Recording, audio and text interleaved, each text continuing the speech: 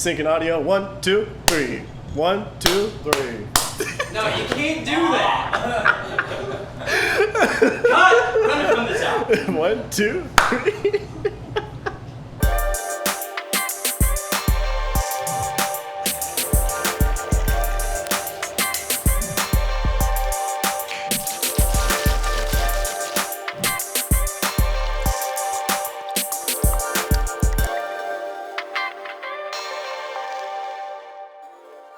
What's going on, people? It's Show with Indie River. We're back with Bandboozled. We got Tall Paul in the building. No! Tall Paul Music on all platforms. Follow me everywhere you can. And he's actually tall. I'm 6 foot tall for reference. He's 6 foot and some change now, I'm noticing. But you're growing. I am growing. Still a growing boy. Pleasure to meet you, man. Good to have you. Good to meet you too. Good to meet. Thank you for having me in this beautiful establishment. Of course, man. You sent me a few albums. I really wanted to pick out Good Kid, Mad City, but we already did a Kendrick Lamar album, so I didn't like 100% do it immediately just yet.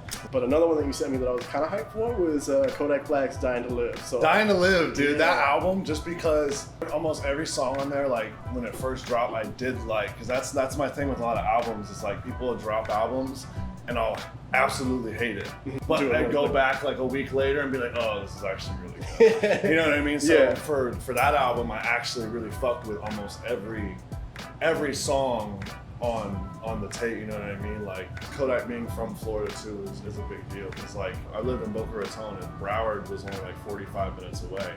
Actually getting to see his fans react, and like they wanted to be him, bro. Like everybody had, you know, gold grills and everybody was fucking Sniper Gang t-shirts and doing the same shit he was doing, and like he was just a genuine dude. I think, I don't know, you have no idea. I've never met Kodak Black. I don't know, social media That'd be like fucking sick to meet Kodak Black though. Well, guess who we got? Kodak Black! Part of me wanted to go on like the heavier stuff. Yeah. But the thing that always comes back to me with this album specifically is Zeze, because that single was my shit for the longest time. I went with that. It's got those tropical vibes to it. Yeah. So I thought it would be a good idea to like whip up a variation of a Mai Tai. And like teach the people how to make it. A Mai Tai. Because apparently you were also a bartender at one point too. I was a bartender in New York, but I'll be very honest, I don't know how to make a Mai Tai. So this is a very special occasion for me. Yeah, it doesn't matter. I'm also learning how to make a Mai Tai. Sick, perfect.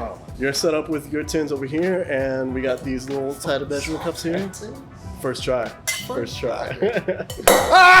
All right, so let's start things out with the orgeat. We're gonna do 3/4 ounces. Wait, what is this? This is orgeat. It's almond syrup. Oh, wait, Almond syrup. Almond syrup. Yeah. Okay. Right. Boom. No, that's a whole ounce. Oh my god, that's too much. Here, you can give me a little bit. I'm gonna give you I'll some. still Here, wait, let me pour it in you. Yeah, and I'll show you where it is on this one so you can Pour see. me in. Oh, yeah. Dude, I don't know measurements. You know that, right? I just would pour things in cups and shake it. Dude. Like. And then we'll get a little bit of lime juice. We're gonna do an ounce. So where you originally put that, that first time. The big guy. Yeah. You want me to lime juice you up? Do it. Dude, go for it. Oh my god. Oh my god. Oh my god. He on X Games mode.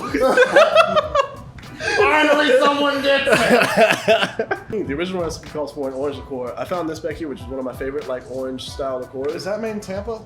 I don't know where it's made actually. Typically I use this for like tequila based cocktails. Okay. Because it's got a little bit of spice to it, but I thought this would be a good fit for Dying to Live because, you know, let's add some kick to it. A little spice. Yeah. Yeah. Dude, let's do it. How much do you want to add of this? Half ounce of that one. Thank you, sir. And then finally, we're gonna do a little bit of rum. We got Plantation Pineapple, one of my favorites. Okay. So it's basically like a pineapple, spicy kind of Mai Tai. And we're just going all the way. We're just gonna keep going. Do an ounce and a half or 2 ounces if you're feeling nasty. Dude, these people have been waiting on their drinks for 20 minutes. We're not doing good right now. Like our drink time is bad.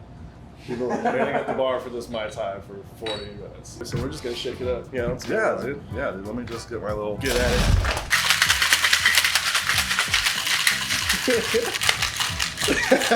Dude, let's give it a look. Oh wow! Oh, yours got more somehow. Oh, you probably put a little more rum.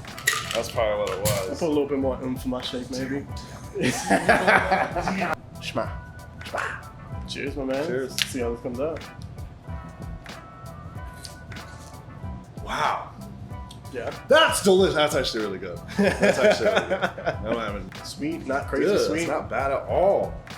God damn. What was in this? Because I forgot all what we just did. I'm not even gonna lie. Plantation pineapple, ounce and a half of that, 3/4 ounces of the orgeat, half ounce of the ancho-reyes chili liqueur, 1 ounce of some sick little lime juice, little fresh limey boy. That's good, dude. Yeah, you dig it? That's a really good cocktail. Cool. That's a great cocktail. Sip on this and listen to a little bit of Dine to Live. Dude, yeah, I would, and a little bit of, you know what I mean? Yeah, dude, yeah.